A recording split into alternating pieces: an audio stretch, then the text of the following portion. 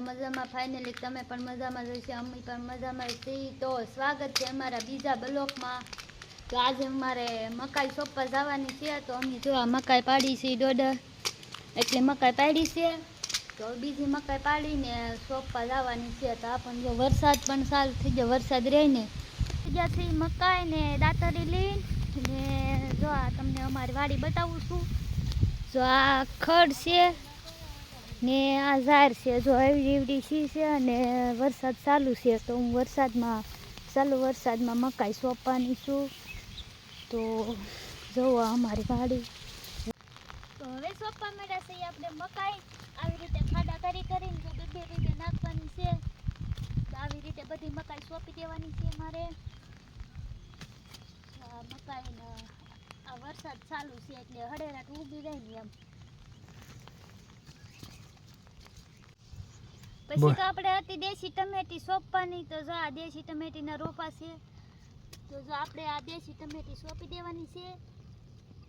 આ ઝીણા ટમેટા આવે ને એ ટમેટી છે, એટલે આને અત્યારે સોંપી દઈને તો વરસાદ ચાલુ તો થઈ જાય, સોટી જાય હળેરાટ.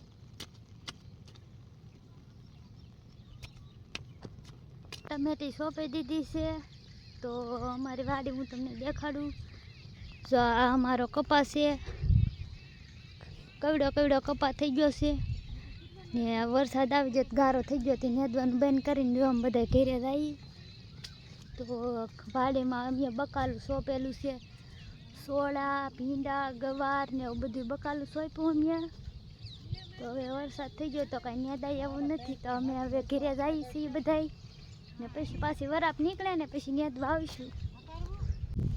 આજે તો બનાવવાનું હતું આપણે કંટોલાનું શાક, એટલે આવી ગયા કંટોલા સુધારવા.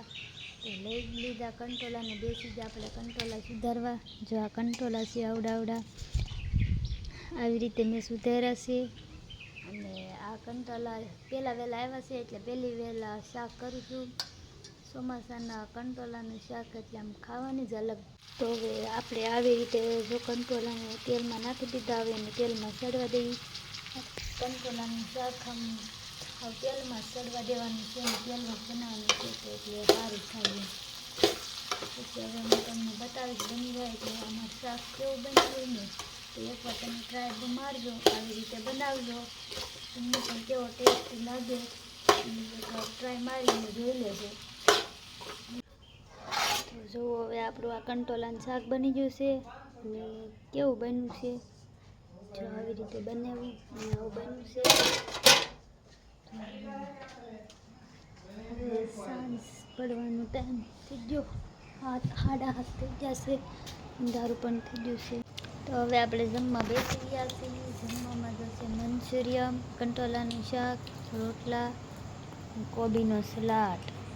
તો આપણે હવે આવી ગયા છીએ ખાઈને આપણી રૂમમાં આરામ કરવા. તમને અમારો વિડીયો કેવો લાગ્યો કોમેન્ટમાં કહી દેજો. અને જો ફરી પાછા આવા નવા વિડીયો જોવા માટે અમારા યુટ્યુબ ચેનલને લાઈક, સબસ્ક્રાઈબ અને કોમેન્ટ કરવાનું ભૂલતા નહીં. ફરી બીજા વિડીયોમાં આપણે મળીએ. Bye bye.